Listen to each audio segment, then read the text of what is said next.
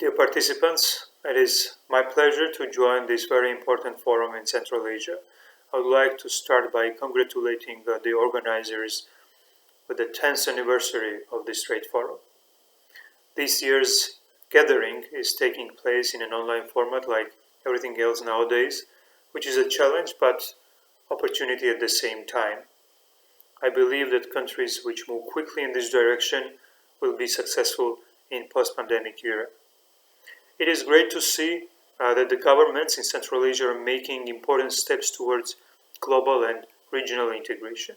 It is well reflected in active cooperation with the WTO and such regional partnerships as CAREC, C5+1, talks with the United States, and dialogue with Japan. Moving towards the creation of an open, transparent, and seamless Central Asian market will make the region attractive for the foreign business, capital, and technology, with that achieving diversification of economic sectors and raising competitiveness of the whole region.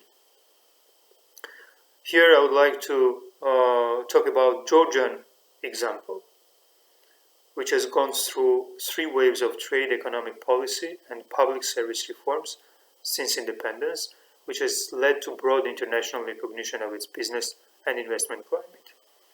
As a positive example of a result of the regional trade agreement can serve the textile industry development in Georgia after signing of the free trade agreement with Turkey.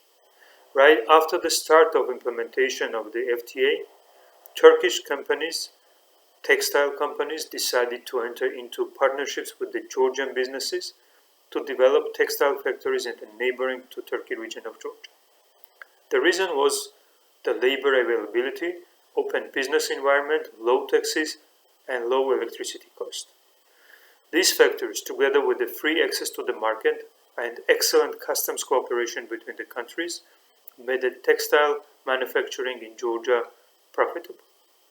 The development of the industry started only with few factories, and having seen the success soon, government of Georgia decided to support further development of the industry and its integration into global value chain with the special programs such as skills upgrade, access to finance, business consulting, and internationalization.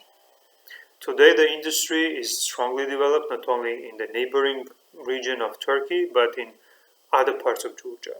There are not only joint ventures, but Georgian companies successfully developing international business and moving up into the global value chains, having direct contracts with the top international brands, as well as developing its own successful brands. Based on this example, in 2014, Georgia, having free trade agreements with all the ex-Soviet countries, Turkey and the EU, decided to develop further its manufacturing sector. At that time, I was working as a Deputy Minister of Economy and joined the government task force to find the ways which would not distort the competition on the market, be discriminatory, subjective, violate our international obligations, and create a source of corruption. It was not an easy task, but the final solution was simple.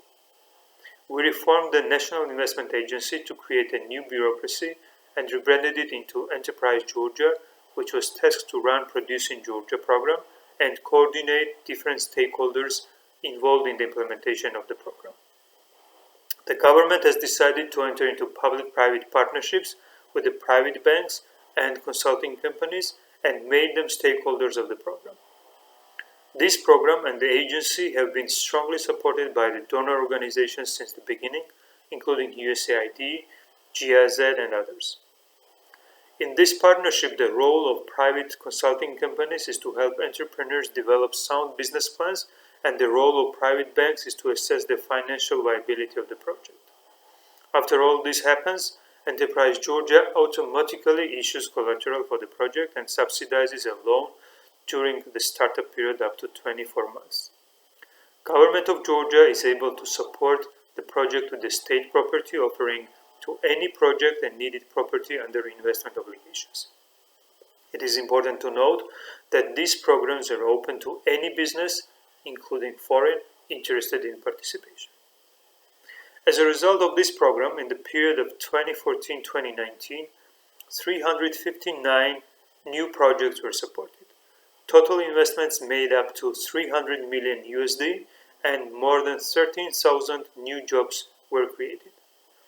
Projects supported by the agency are in such manufacturing sectors as construction, paper and packaging, food and drinks, metals, plastics, pharmaceuticals, furniture, and others. This success is even more significant as it is a result of the public-private partnership.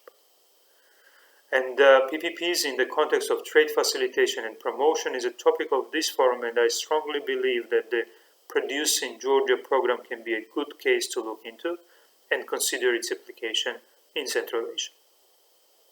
Together with these programs, Government of Georgia has accelerated infrastructure development for the support of trade, tourism, transit sectors, and Georgia's regional integration agenda. When it comes to Georgia's regional integration, besides the example of Turkey already mentioned, Georgia works closely with Armenia and Azerbaijan.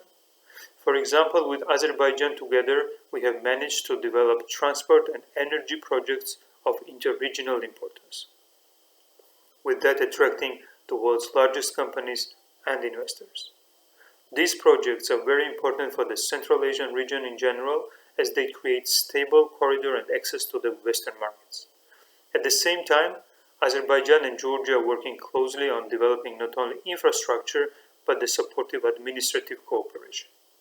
This cooperation will further strengthen the region's transport connectivity and trade position with such projects as advanced transit system and customs information common exchange, which will be a common electronic transit system using a single declaration and a single guarantee mechanism, and construction of a joint border crossing point, which will foster the development of countries' transit and logistics capacity.